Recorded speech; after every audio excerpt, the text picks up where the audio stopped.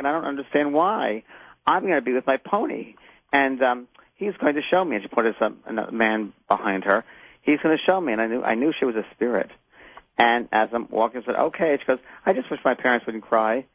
And that was that. And then in that afternoon, I walked out of the chapel, and the chapel that I'd passed, the one room was Kylie. It was her body, and there was a picture of Kylie next to her horse.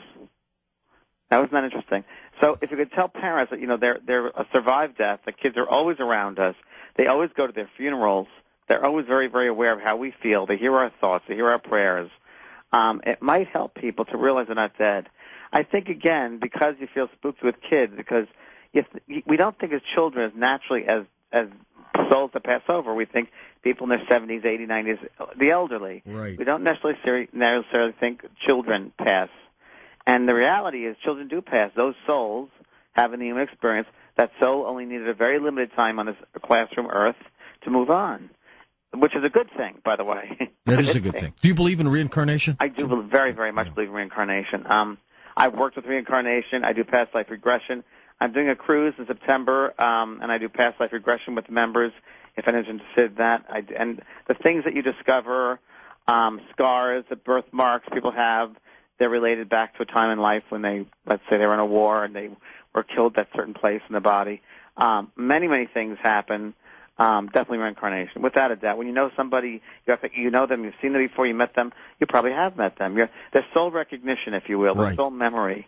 So yes, I very much do. Could your child, let's say, that may have passed on, could that soul have been in another life with you? Maybe it was your mother or your father?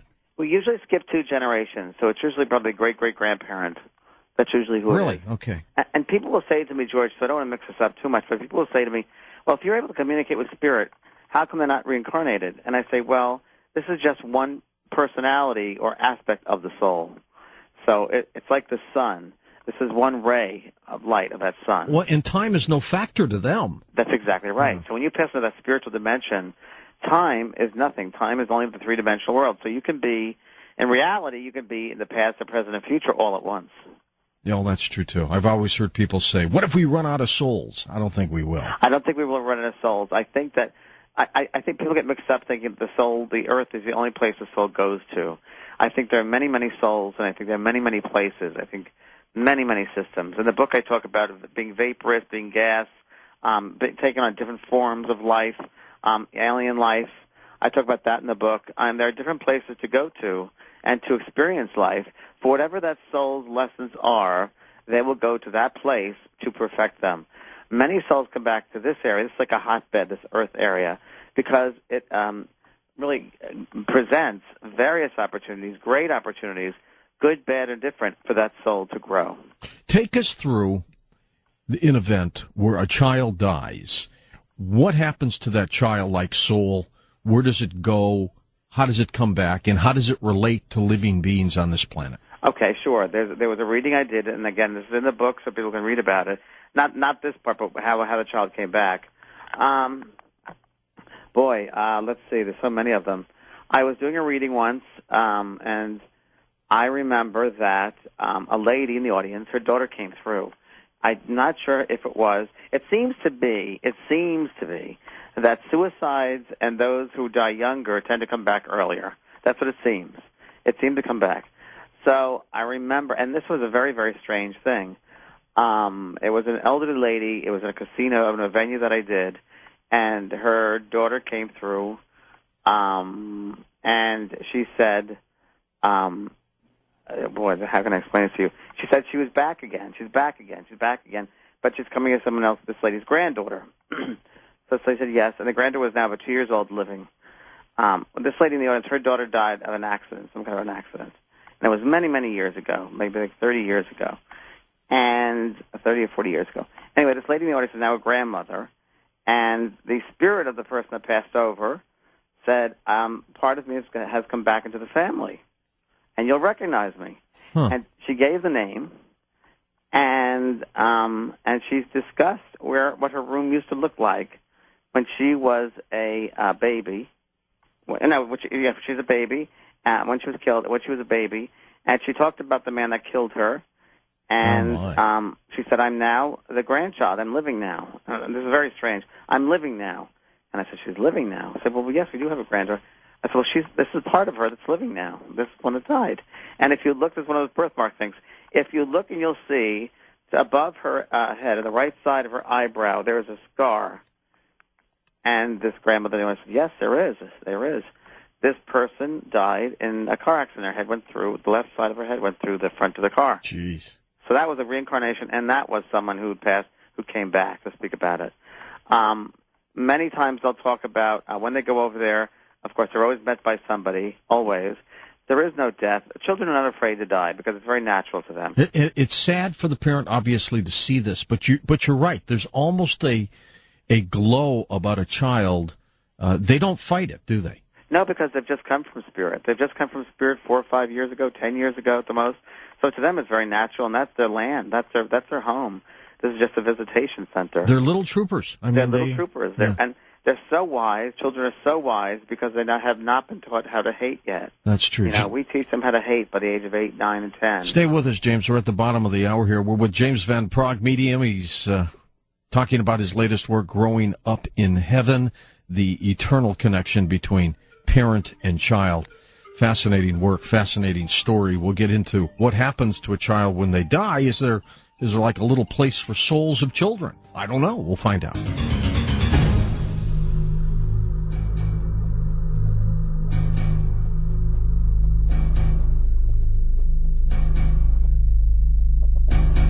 And welcome back. We're with James Van Praagh, his work, Growing Up in Heaven. James, where do children go when they die? Is there a place there? Good question. Special place for them? Yes. Well, I thought I would read something from you which really kind of tells you everything, because as adults, it's a little different. And over 25 years of receiving messages from Spirit, they've told me, described to me what the other side looks like. But it seems that it's that more from a child when a child passes over. So I wrote down a little bit in the book of what a child, this girl, Kylie, came back to me. She came back to me months later in a dream, and she showed me what her tour was like of heaven.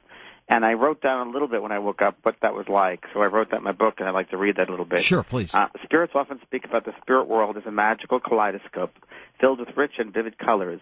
Spirits not only see color, they feel color.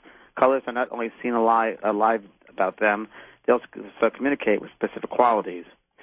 Red communicates power and vitality. Blue translates into tranquility and fluidity. Green indicates healing and caring.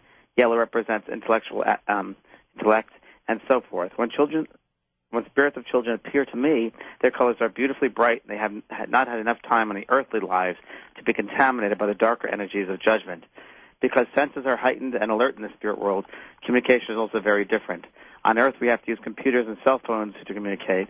In spirit, every idea is exchanged through thought. As soon as a spirit thinks, it is thought that manifests and becomes reality. Many of the works are done through thought and feeling. Let's see. As her guide described, when children arrive, they are greeted by a guide in the hall of reception. From there on, they visit an open arena to receive a cleansing of earthly emotional patterns acquired during their sojourns on Earth. Rarely do children have negative energies of their own, depending on their previous earthly environment. Wow. Whether it was nurturing and happy or depressing and restricted, any negative energies that attaches to them is from the beliefs of their parents, relatives, teachers, and friends. So when children enter the open arena, a shower of light energy washes over them, cleansing away any unwanted energy that may have stuck to them on Earth. That's how they enter heaven. Interesting. Isn't that interesting? And you've talked about, for a parent, for example, when they grieve, that they block themselves in grief and despair. How do they get rid of that block? It's a very, very, very difficult thing to do because, again, it's a natural feeling of I coulda, shoulda, woulda, a Sure. guilt sense. And it's a process. It is a process, and I can never say to someone, or no one should ever say to somebody, oh, just get over it, or when they're alive, be over it. No, it's a process. And I think that as the time goes by, because they never will get over it, but they learn to live with it, that they maybe it'll help them, and I've seen it happen many times, that it forces them to get on this spiritual path. It forces them to question their own lives, their own judgments, their own values, so forth. And in many, many cases, it does force them to look at life and death in a certain way. And once they get to a point where there's an acceptance, it seems to be there's a little bit rippling of an opening, and that there's an opening up. And that's when the child can get through to them. That's when the spirit is able to get through to them because they're not blocked. Because as parents who have lost a child, all they're consumed with is guilt and I should have, and my loss, my grief, my loss. And that does block a child. It blocks the spirit from coming through because everything is energetic. And if they're going to block that thought, their thoughts, this energetic thought, with these feelings of grief and loss, the child has a harder time to get through to their thoughts. It's mind-to-mind communication, and they can't get through to their soul mind if it's blocked. The parent who loses their child in Afghanistan or Iraq, a soldier, they go through the same kind of grief as one would who loses a little baby or child, right? Sure, and I've had many soldiers come back from alternate wars, Afghan, Iran. I've had them walk down venues where they walk down the aisle and they go down to their parent and they put their arms around the parent's shoulder. And that's how I've made the connection. I've had many, many soldiers come back and say, that was in my soul's history. I've done many battles before, and it was a natural occurrence for me. Does the child pick up on the parent's despair? Very much so. They hear their thoughts. They feel them. They know their prayers. They know their grief. And I've had many a child come back to the parents and say, why are you crying? Why are you looking down at the dirt? I'm not buried down there. Why do you look up at that little, urn on your mantle? I'm not there. I'm more than that. I'm everywhere. I'm part of you. It seems that they're much bigger, much more expansive than, of course, our limited physical, ways. We tend to put them that way. When a child gets to heaven, are there duties for them? Yes, there are activities.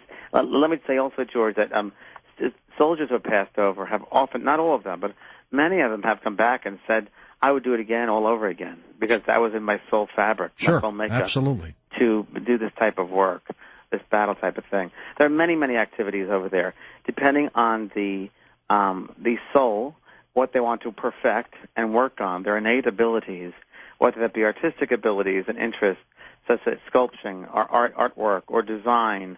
There are places there they go to, schools, if you want to say schools, places of learning to perfect those innate gifts within that soul. And they will also